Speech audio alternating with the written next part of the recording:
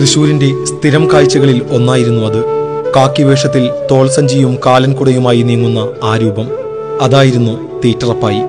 കിഴക്കുംപാട്ടുകര പൈനാടത്ത് വീട്ടിലെ കുര്യപ്പൻ താണ്ടമ്മ ദമ്പതികളിൽ 7 മക്കളിൽ മൂത്തവൻ. ഒരിക്കലും അടങ്ങാത്ത വിശപ്പുമായി ക്ലാസ് മുറിയിൽ നിന്നും ഇറങ്ങിയോടിയ റപ്പായിയെ തൃശൂർ നഗരം മാറോട് ചേർത്തു, സ്നേഹിച്ചു. തൃശൂർ നിവാസികൾ ഇന്നും വിസ്മയത്തോടെ കൊച്ചുമക്കൾക്ക് പറഞ്ഞുകൊടുക്കുന്നതാണ് റപ്പായിയുടെ മെനു.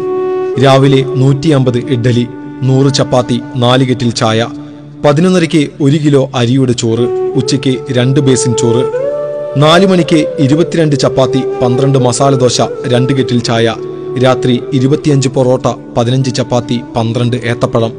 തീറ്റ മത്സരങ്ങളിൽ റപ്പായിയോട് ആരും ജയിച്ചില്ല. പിന്നീട് തീറ്റ മത്സരം റപ്പായിക്ക് ജീവിതമാർഗമായി. ചില ഹോട്ടലുകൾ റപ്പായിക്ക് സൗജന്യമായി ഭക്ഷണവും നൽകി. ആരുടെ മുന്നിലും കൈനീട്ടിയില്ല, ആരെയും ബുദ്ധിമുട്ടിച്ചുമില്ല.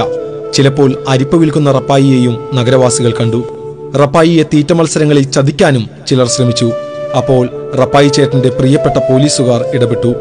ഒരു വയർ നിറയ്ക്കാൻ തന്നെ പെടാപ്പാടാണ് എന്ന് പറഞ്ഞ റപ്പായി വിവാഹം കഴിച്ചതുമില്ല.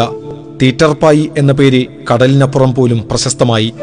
റപ്പായിയുടെ വിശപ്പ് ഇന്നും ഒരു ഉത്തരം കിട്ടാത്ത ചോദ്യമാണ്. ഇന്നും കൂടുതൽ ഭക്ഷണം കഴിക്കുന്നവരെ കാണുമ്പോൾ തൃശൂർക്കാർക്ക് സ്നേഹത്തോടെ ഒരു വാക്കാണ് നാവിൽ വരിക: അവനൊരു തീറ്ററപ്പായിയാണെന്ന്. വർഷങ്ങൾക്കിപ്പുറവും റപ്പായി ചേട്ടനെ തൃശൂർ ഓർക്കുന്നു സ്നേഹപൂർവം.